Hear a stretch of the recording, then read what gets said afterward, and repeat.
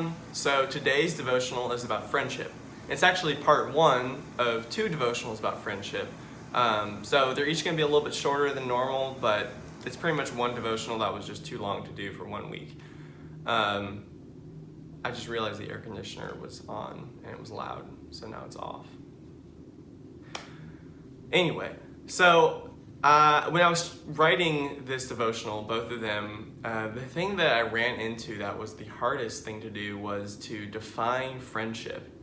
And I thought about it a lot, and I just came up with like a bunch of different ways I thought that I could define friendship, but I kind of struggled for a while because it is a wonderfully complicated thing, and it looks different for everybody pretty much. But I got so desperate that I Googled define friendship, and this is what it said: the emotions or conduct of friends, the state of being friends. So thanks, Google, that was not helpful at all. But friendship to me, because Google was no help, is a bond between people who share common interests and like being around each other and hanging out with each other. And that's probably the loosest definition of friendship that I could come up with. But people become friends for all different kinds of reasons. For example, my best friend in college, he and I became friends because we were roommates. And they were roommates.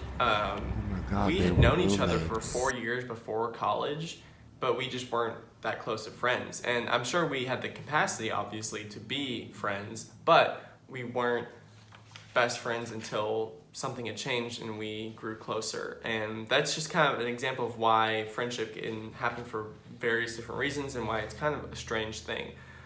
So on defining friendship, when Google fails you, it's best to turn this to the superior source of knowledge, which is the Bible. The greatest example of friendship in the Bible is that of David and Jonathan. 1 Samuel 18, 1-4 says, "After David had finished talking with Saul, Jonathan became one in spirit with David, and he loved him as himself. From that day, Saul kept David with him and did not let him return home to his family. And Jonathan made a covenant with David because he loved him as himself. Jonathan took off the robe he was wearing and gave it to David, along with his tunic and even his sword, his bow, and his belt."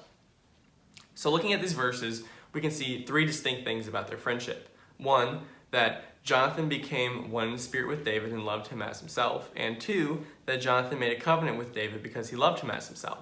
Now you may be thinking, Nathan, you said there'd be three things and you only said two. And that's because I originally wrote two and then realized there were three, went back and changed what I wrote up and said three, and then forgot to put in the third point. So the third point is that Jonathan loved David as himself. So one, they were one in spirit. Two, they made a covenant. And three, Jonathan loved David as himself. So being one in spirit, what does that mean? It is relational intimacy. And that's not anything physical, right? Between two friends, relational intimacy is knowing each other, knowing the good things and the bad things. And so that means knowing the good things and celebrating and enjoying the good things about each other. That means the things that you love, that each person, whether it's humor, whether it's creativity, something like that. And that's awesome, and that's celebrating those things. But it also means the bad things, and that means holding each other accountable and helping each other through the hard times. So second, they made a covenant. And a covenant is a promise. And it's just like God makes with many people many times in the Old Testament, and also like man and wife makes when they get married. A covenant is really important, and it's a binding agreement. And so this means between friends, when things get bad, one person just doesn't jump ship right at the sign of trouble, right? This means that sticking things out with friends is important. That also means being wise and being safe and knowing when it is time to end a friendship. And that's something we're going to talk about next week, is healthy conflict. That'll be part two. The third part of David and Jonathan's friendship is that they loved each other as they loved themselves. And this is the most important and defining aspect of friendship, in my opinion. Friendship often means to put others' needs before your own. And some people take that and they say that love is putting other people's needs before your own. And that's true. Friendship ultimately should be a type of love, right? And you'll get to a point, hopefully, where you're able to tell your friends that you love them. And if you're not there yet, that's okay. I mean, it's kind of a weird thing to say, but as you grow up and you mature, you'll realize that you do love your friends. And it's obviously different than love between like a boyfriend and girlfriend or husband and wife.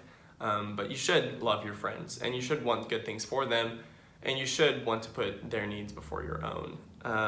And loving a friend also means holding them accountable, right? Love doesn't just mean that you give them all the good things. It also means that when things are hard or when they're doing something bad, that you're there for them to walk them through it or hold them accountable. So people and friends need love very differently. So your journal prompt today is to think about all the ways that you can love your friends, whether that's reaching out to them, texting them, calling them, writing them a note, whether that means, it could be anything, right? People need different types of love. That means giving them a hug, which is hard right now. Don't do that if you don't feel safe, social distancing and all that. But some people just need love differently. So I want you to write down your friends' names and think about the ways that you could show your friendship and love to them sometime soon. That's it for this week. Part 2 of this series, I guess, is next week. And we'll talk about conflict and the hard parts of friendship. So hope you guys are doing well and have a good rest of your week. Capsized, I'm first in the world.